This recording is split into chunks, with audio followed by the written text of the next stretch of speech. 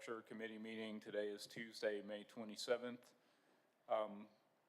First up for consideration is approval of the April 14th, 2025 meeting minutes. And so if there's no additions or corrections, we'll consider a motion to approve those minutes. I move approval. Second, all in favor say aye. Aye. Aye. Those minutes are approved. Now we'll move on to notice of public hearing for proposed gate at 20th Avenue South. Director Fowler.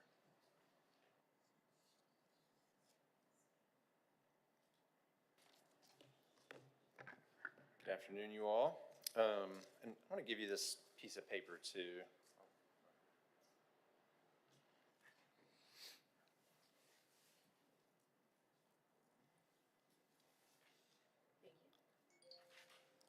Thanks.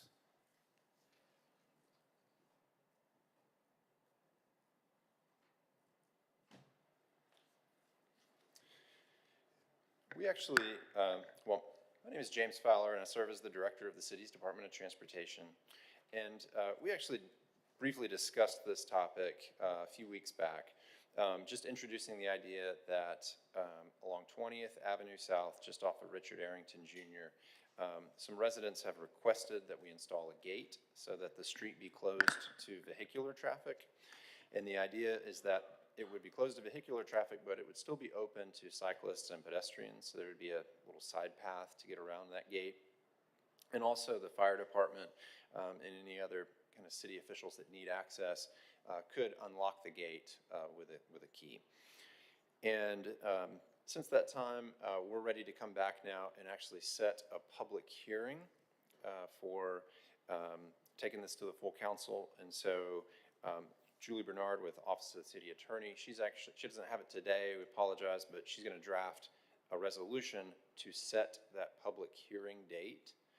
So hopefully that'll be on the city council's agenda, but I believe the date would be July 1st is the date that we would put. And this is the notice, this is a draft copy of the letter that would go out to the residents and property owners along that street. So I think what we need today is just to advance this to the full council to set or have a notice of public hearing tentatively for July 1st. And I was just going to clarify, it may be the 1st, it may be the 8th. We're going to take the same strategy we took in Eastlake, which is, although it's not a vacation, to use the process where a municipality is vacating a right-of-way, and that requires publication for 4 consecutive weeks. So I've just got to do the math and figure out it'll be either the 1st or the 8th, depends on how that works out.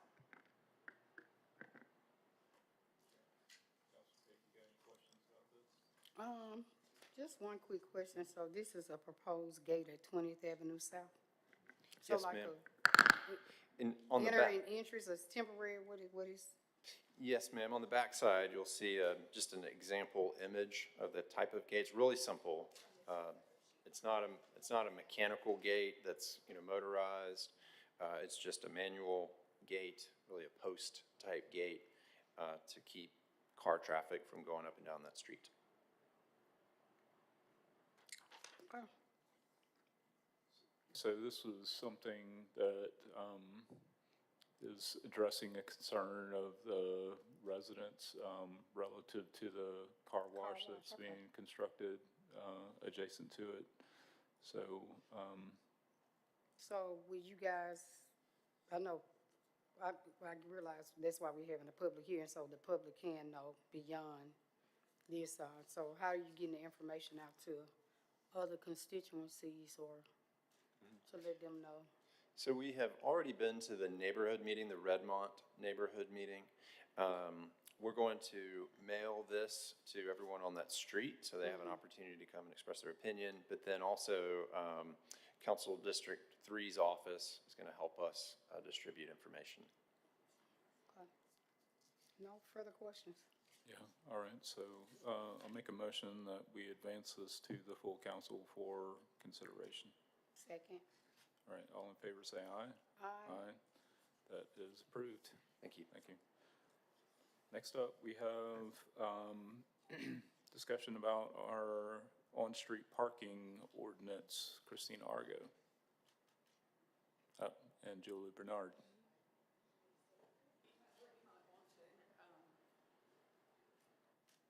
Ms. Argo might want to discuss some of the other, or be here to further questions you may have. This has, been an ongoing discussion, and it's about putting some accountability into our parking systems. We've already begun, it's not been huge, but working with the police department, started towing vehicles for public safety violations. I've seen, we have often a lane out here in Abraham Woods blocked by the courthouse regularly in the morning, and I have seen one of our parking enforcement officers out there several days recently ticketing people. There've been some days I've driven by there, and it's like there's actually two Often lanes. law enforcement officials, yeah, So we're working on getting some of those things.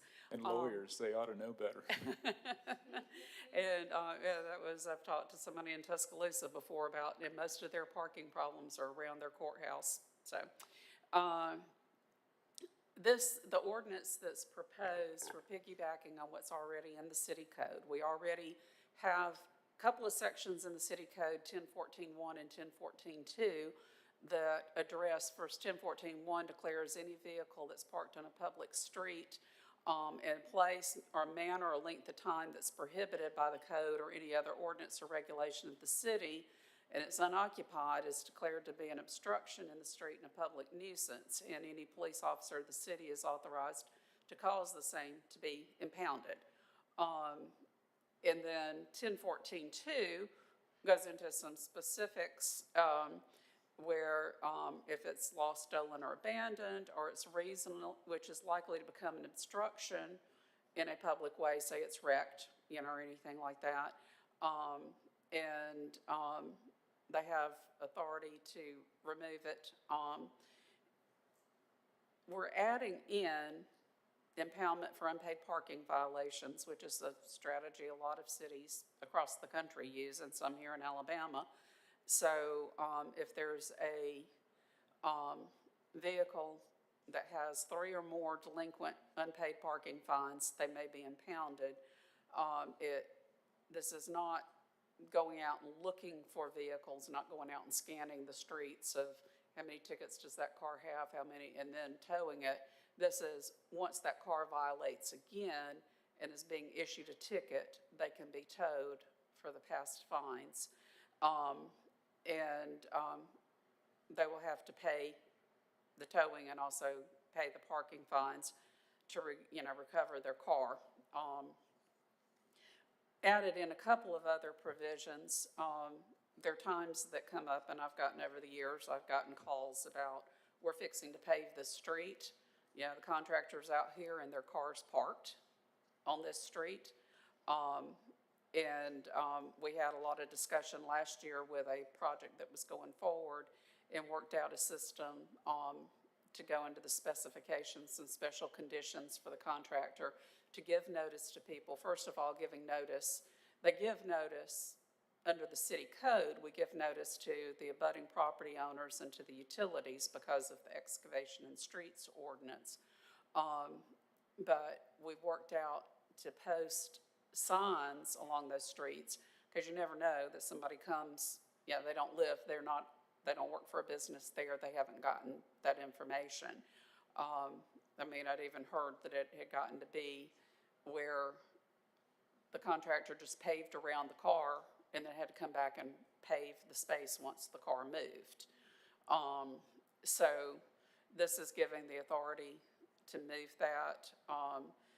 And the other situation is, we've also had concerns when there's an event planned and either parking's not being allowed on the street, you've got a parade route that's going to go through, anything that's done pursuant to a permit.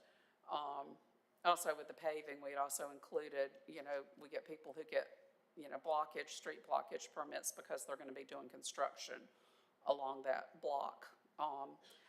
So all of these would be things that we get, not only giving notice to the people along the street, but post something at the corners or somewhere to let people know, don't park here. Had a complaint where some guy come like up from Hoover somewhere, parked on a street on a weekend when there was an event. I think it was a bike race. And the event organizer had him towed. And, so he was not happy about that. But this is just making it clear, and really the police, the law enforcement is the proper entity to tow people off the street. So most of the rest of it, several of the, the sections were already existed. We are tweaking the recovery by owner and trying to align that more with current processes. Years ago, the way it appears in the code currently still has the purchasing agent doing the auction of vehicles that aren't claimed. Years ago, the city decided to transfer that responsibility to whoever holds our towing contract, and which is good because the state keeps changing some of those rules about what you have to do to comply with the Abandoned Motor Vehicle Act and the title, the Uniform Title Act. So, so we're trying to realign some of that, and we've met with the police property desk to find out what steps somebody goes through to reclaim their car, trying to capture all of that here. There's a section that provides, the city has some charges, some administrative charges that are on top of the towing fee. That's in 1014-6. So those are charged in addition to whatever the towing fee is, and the city retains that. We're striking the part that describes how the purchasing agent does the sale, because we no longer do that. And we're going to make some changes relative to, hearings and complaints and how somebody deals with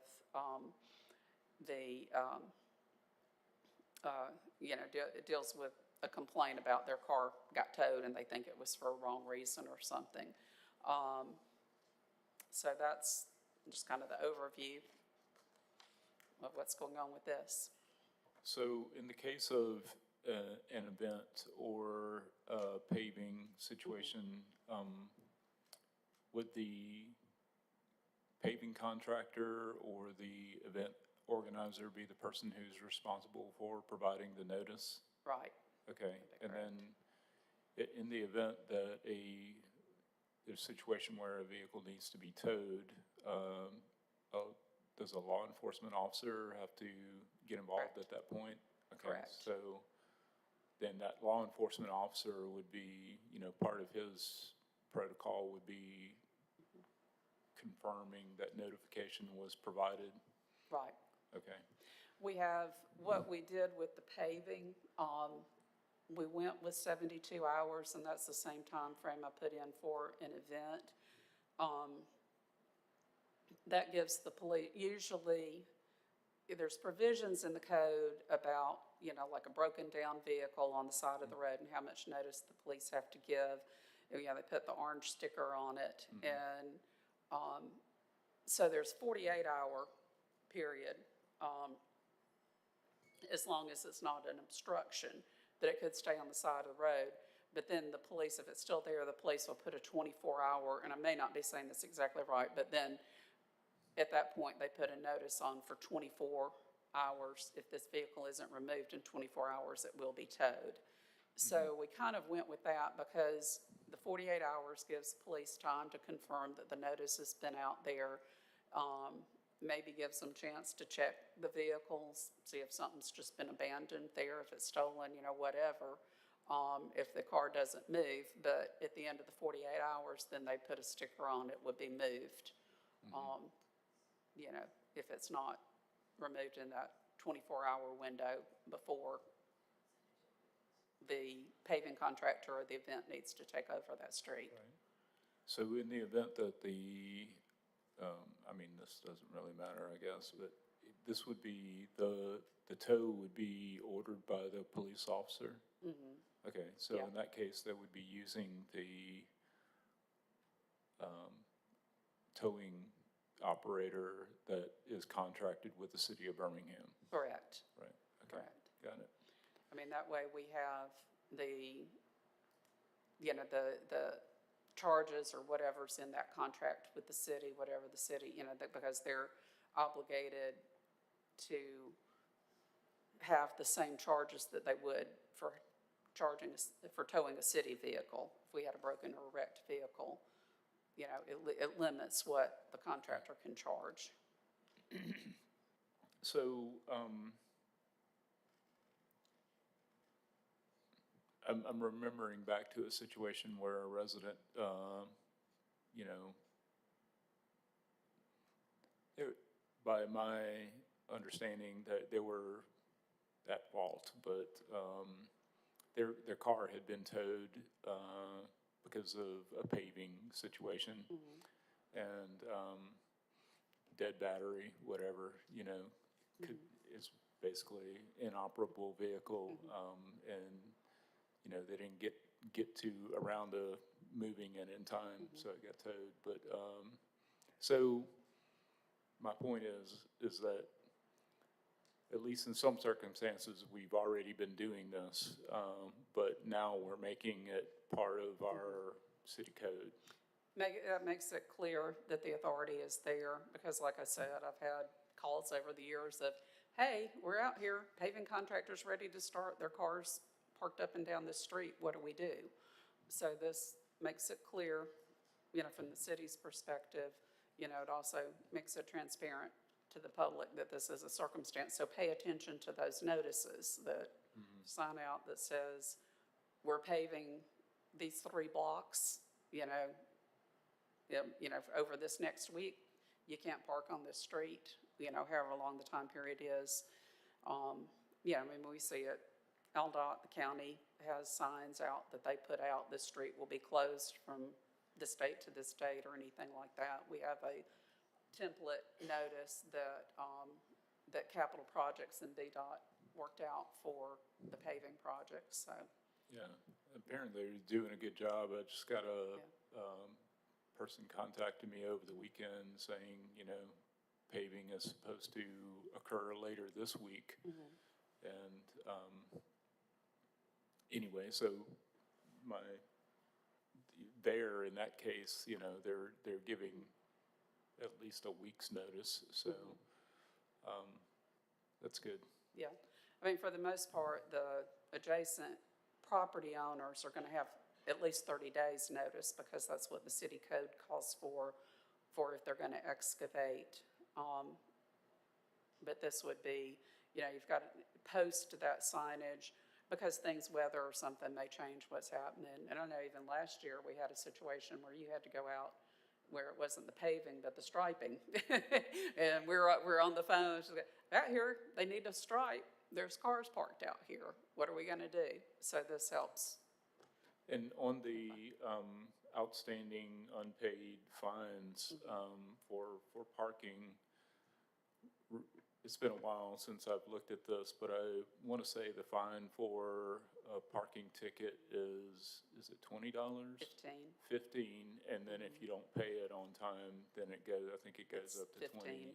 Yeah, There is an authority to do late fees on municipal parking tickets. So Okay. we don't do late fees. so, yeah. Be much better to pay your parking tickets than to get towed, because to get towed is going to be about, well, it will be at least $160. Yeah, Currently it's $167.50 plus the city's $750 on top of that, plus their storage cost, plus the fees that are in 1014.6 to the city for, which aren't a lot. It's like $4.50 and $1, you know, like $4.50 the first day and $1, I think, the remaining days. But it's not a lot, but it still can add up. yeah. All right. Counselor Tate, you got any questions? No questions. Judy did a great job breaking it down. Yeah, and in the case of an appeal, you know, explain to me how that works. So, you know, a person thinks they have an argument for why they shouldn't have been towed. Yeah. How does that play out? We're working on having a process for a post-deprivation hearing. We've talked several ideas, and some of the ideas were like rejected early on. I'm trying to have to go back and revisit some of those ideas and figure out the best way to handle it. So would that at some point necessitate be us added coming in. back later? And, okay, got it. All right. I think that's all I got. So I'll make a motion that we advance this code revision to the full council for approval. Second. All in favor, say aye. Aye. Aye. That is approved. So And to we'll let you move know, on. that won't necessarily be immediately, but we will get back with you, when we get that other piece. We've had a lot of moving parts to this. We've had multiple departments involved. We've had Birmingham Police, we've had municipal court, finance, others. Yeah. We've had OPI, IMS, we've had, and we are, VDOT is working and OCA is working with them on a contract with a new vendor to manage for parking ticket management, and that should be coming soon, so. Awesome. Yeah. That's great to hear. I know Counselor Abbott in particular will be very excited to know that we've now are going to check off one more of those 12 things that we need to reform our parking system. So thank you for all of your hard work. Can't get there soon enough, so appreciate it. And that's as we integrate what comes out of the contract, what we've been talking with this vendor about and everything, all of that, we gotta make sure everything matches when we advance, so. Cool. All right, do we have any new or old business to discuss? Counselor Tate has a question. Yes, Director Fowler. How are you doing, sir? Quick question. Do we have, I know Caroline Avenue in Pratt City was on the paving list. Do we have a clear update of when that's going to begin on Caroline? On Carline, Uh-huh. And if you don't know, you can just get it back to me. Yeah. I can, yes, ma'am. But on another note, while I'm up here, just to let you guys know, we have actually filled 3 traffic systems engineer positions in our department. 2 of those are replacements, and then the third, we've kind of repurposed a position, but I think 2 of them are here today. So Prince Kwarteng Crooklyn, he's going to be helping us with traffic calming. So we had another young That's lady. my next question. Yeah. So we've got, should work, he's not up to speed just yet, but he will be soon. But then also Sagnik Shujuri, he's going to be helping us with traffic signals, so it adds a little bit more capacity into the department there. So we're excited for them. A third, who I don't see, is Miss Brandy McKinney, and she's helping us with some of this parking reform effort, as well as some of our other kind of public right-of-way permits and management, so. Those were, that was my next, and I know you and I have had some conversation, because my constituents keep asking me about Grand Boulevard, UW Clemens for the traffic calming. And Chaucer Avenue in Smithfield Estates, I got somebody ping me on that. I noticed when we did a lot of paving in Smithfield Estates, one of the questions the constituents asked me, like, why did that road get paved? I was like, let me just find out. I mean, I don't know. And can you guys check that road out as well?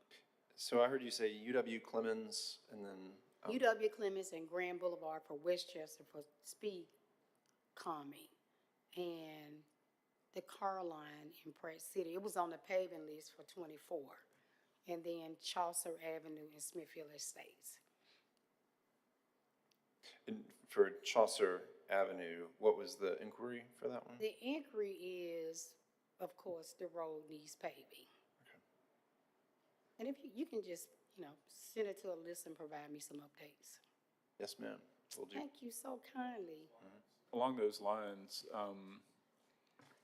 can you give us an update on where we are relative to having our street paving assessments done? So, we hired a contractor to go through and do an assessment of all Birmingham city streets and, update our conditions. So is that information that, we'll have access to at some point? So we're going through a process right now with the mayor and OPI to determine how best to kind of format information for sharing beyond just city council, but just, to the public as well. Yeah. But the data has been collected. We have started to use the data in terms of the 2025 paving lists, which you guys have seen. And then we have also been given access to the software model that comes with that assessment. So the vendor has a software tool that we can use to kind of plan out different paving scenarios. And so we're just now getting started with that. So Colin Alexander in our office is the lead on that. But very actively right now, we're talking with the mayor's office and OPI about kind of how and sort of what information to release from that assessment. Yeah, it's good to hear that it's public facing because, I would much rather, point a person to a resource that lets them read for themselves what the information is rather than me telling them,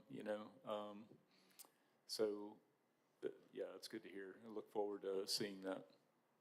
So we've moved to the grading system. Yeah, the mayor referred to it as a grading system, A through F sort of system, but Something like that. Yeah, so we're looking to some other cities that the vendor has worked with. One of the reasons we chose the vendor is that they have worked with a number of cities, many major cities around the United States.